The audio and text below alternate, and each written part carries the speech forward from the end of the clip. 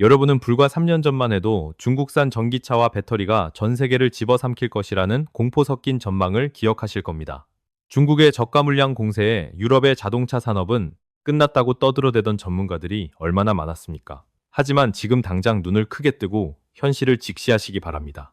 상황은 단 180도 뒤집힌 것을 넘어 완전히 처참한 지경에 이르렀습니다. 유럽연합이 마침내 중국이라는 거대한 공룡을 향해 가장 날카로운 칼을 빼들었기 때문입니다.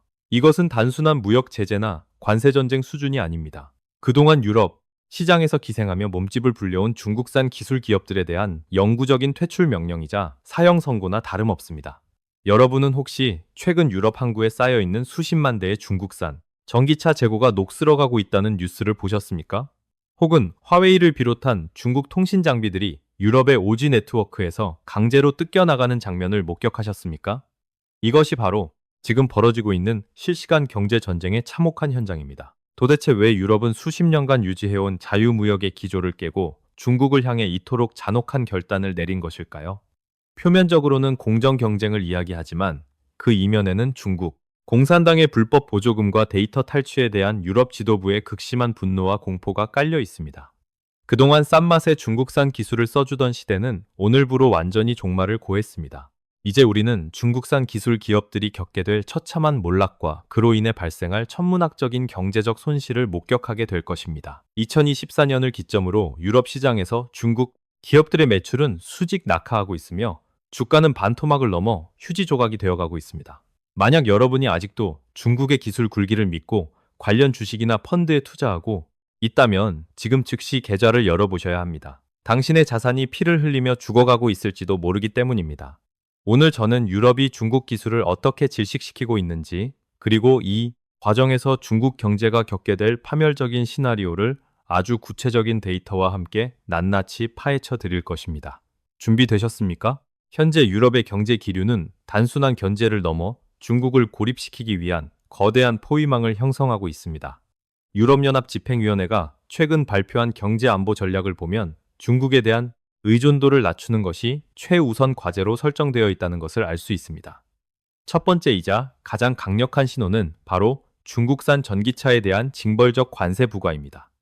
유럽연합은 중국 정부의 불공정 보조금 지급을 이유로 중국산 전기차에 대해 기존 관세에 더해 최대 35.3%의 상계 관세를 추가하기로 확정했습니다. 이는 합계 45%가 넘는 살인적인 세율로 가격 경쟁력을 유일한 무기로 삼던 중국 기업들의 숨통을 즉시 끊어놓는 조치입니다. 실제로 2024년 상반기 기준 유럽 주요 항구인 벨기에 제브리메에는 수입 통관을 포기하거나 판매처를 찾지 못한 중국 전기차 수만 대가 방치되어 거대한 고철 처리장을 방불케 하고 있습니다. 여러분은 항구에 빽빽하게 들어찬 그 자동차들이 비와 바람을 맞으며 자산 가치가 영원으로 수렴해가는 끔찍한 광경을 상상해 보셔야 합니다. 두 번째 징후는 국가 안보와 직결된 오지 통신망에서의 중국 기업 퇴출입니다. 유럽 최대 경제 대국인 독일은 2026년 말까지 오지 핵심 네트워크에서 화웨이와 ZTE 부품을 완전히 제격주에서 제거하기로 합의했습니다.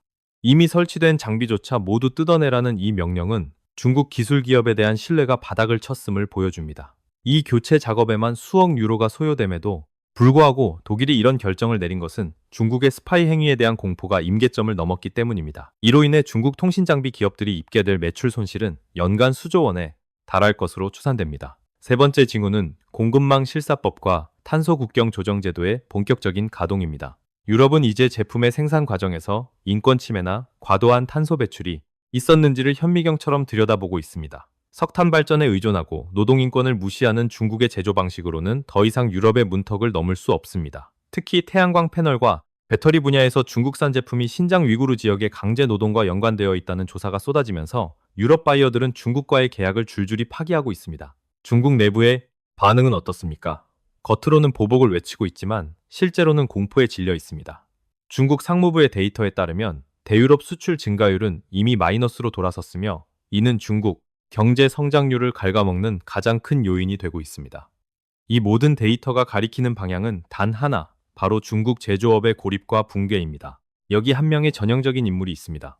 경기도에서 중소전자부품 유통업을 하는 48세 김민석 씨를 소개합니다.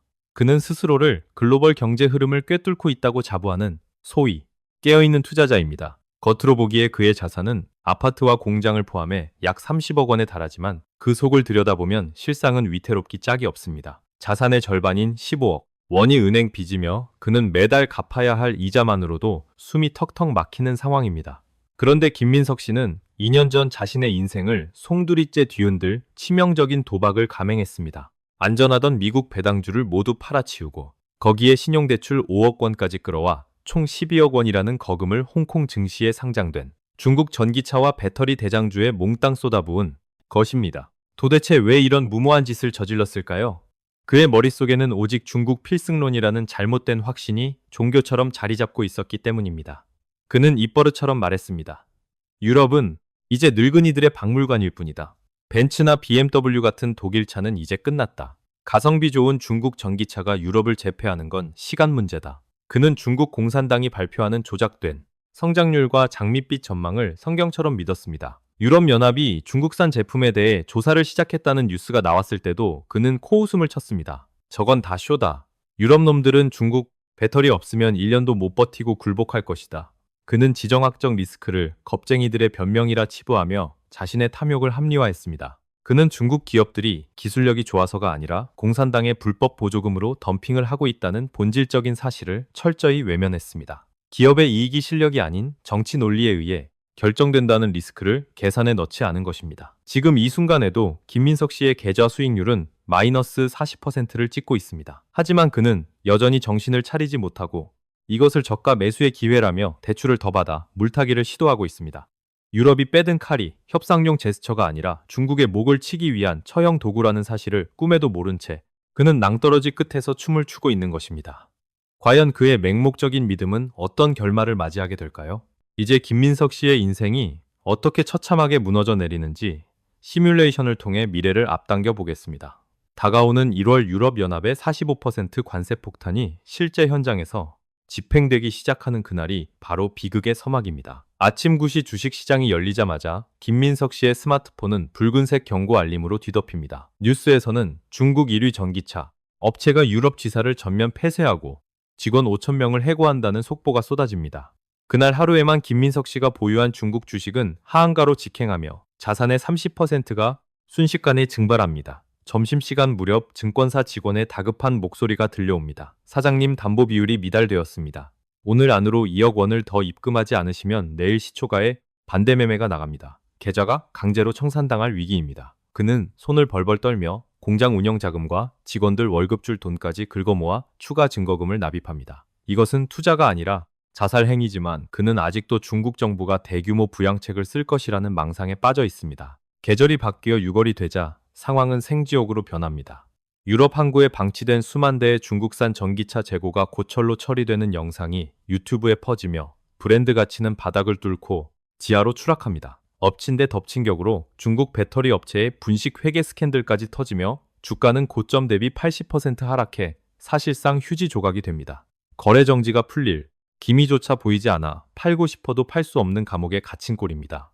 이때 김민석 씨의 숨통을 끊어놓는 결정타가 날아옵니다. 그가 거래하던 주거래은행이 대출 만기 연장을 거부하고 원금 일시 상환을 통보한 것입니다. 은행은 바보가 아닙니다.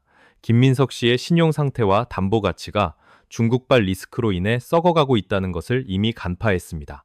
지점장은 냉정하게 말합니다. 사장님, 죄송하지만 본점 지침상 중국 관련 리스크 노출 고객은 여신 회수 대상 1순위입니다. 당장 다음 주까지 15억 원을 갚지 못하면 공장과 아파트는 즉시 경매 절차에 들어갑니다.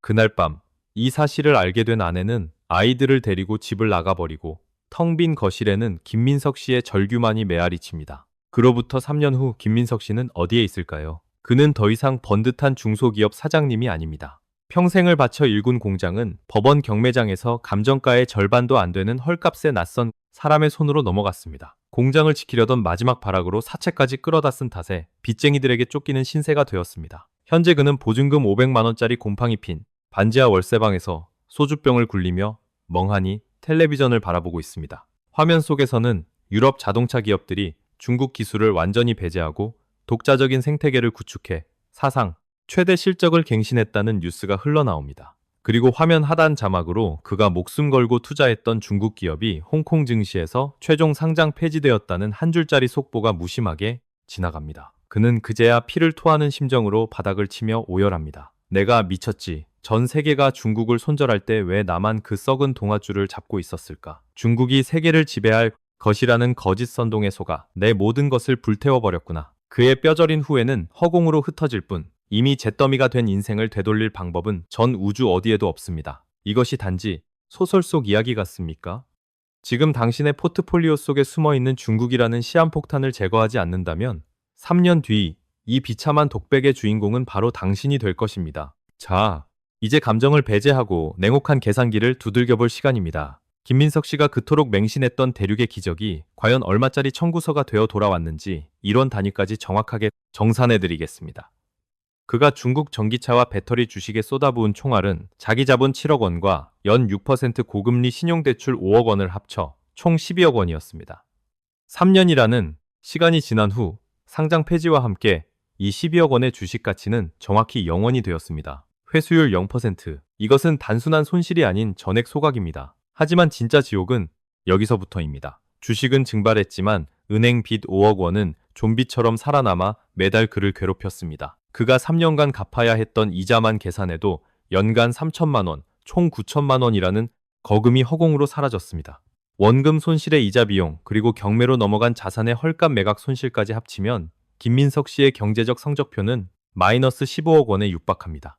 말 그대로 재기불능의 파산 상태입니다. 그렇다면 반대로 만약 그가 중국 필승론이라는 헛된 망상에 빠지지 않고 이성적인 판단을 했다면 어땠을까요? 그가 가진 자기 자본 7억 원을 미국의 나스닥 100지수나 유럽의 방산 및 친환경 에너지 우량주에 분산 투자했다고 가정해 봅시다. 지난 3년간 서방 세계의 기술주들은 연평균 15% 이상의 놀라운 성장세를 기록했습니다. 복리의 마법을 적용해 계산해보면 1년 차에 8억 500만 원, 2년 차에 9억 2,500만 원, 그리고 3년 차에는 무려 10억 6천만 원으로 자산이 불어납니다.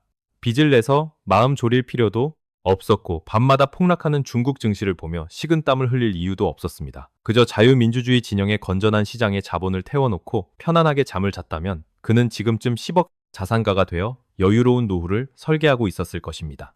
이 두 가지 시나리오의 격차를 보십시오. 한쪽은 빚쟁이에 쫓기는 신용불량자 신세고 다른 한쪽은 자산이 50% 이상 증식된 부자입니다. 이 둘 사이의 간극, 즉 기회비용은 무려 25억 원이 넘습니다. 김민석 씨는 단순히 12억 원을 잃은 것이 아닙니다.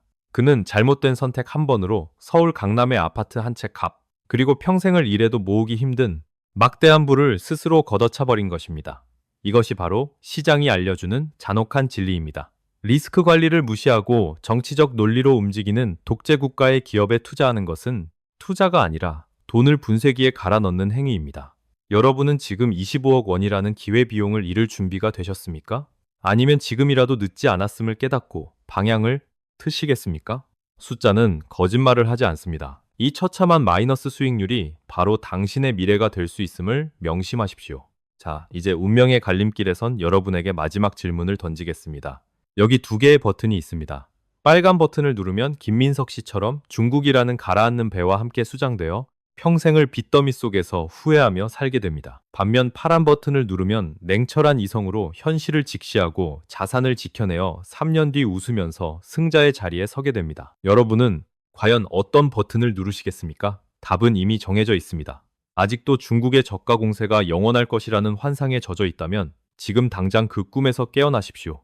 유럽이 중국 기술을 영구 퇴출시킨 것은 단순한 사건이 아니라 거대한 역사의 변곡점입니다. 자유시장 질서를 무시하고 국가의 불법 보조금으로 연명하는 기생충 같은 경제 모델은 더 이상 글로벌 무대에서 설 자리가 없습니다. 우리가 오늘 확인한 숫자는 냉혹했습니다. 정치 리스크가 경제 논리를 압도하는 곳에 소중한 자산을 맡기는 것은 투자가 아니라 러시안 룰렛 게임일 뿐입니다. 값싼 물건 뒤에 숨겨진 치명적인 독을 보지 못하면 그 대가는 여러분의 전 재산으로 치러야 할 것입니다.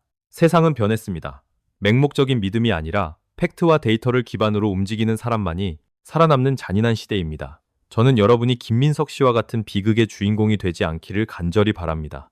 오늘 이 경고가 여러분의 자산을 지키는 마지막 방파제가 되었기를 바랍니다. 앞으로도 세계 경제의 살벌한 이면과 돈의 흐름을 누구보다 빠르고 날카롭게 분석해서 전해드리겠습니다. 이 경제전쟁터에서 낙오자가 되지 않고 끝까지 살아남아 불을 거머쥐고 싶다면 지금 바로 구독 버튼을 눌러주십시오. 여러분의 1초가 여러분의 10년 미래를 바꿀 수 있습니다. 다음 영상에서는 중국 부동산 붕괴가 한국 경제에 미칠 충격적인 파장에 대해 더 적나라하게 파헤쳐 드리겠습니다. 감사합니다.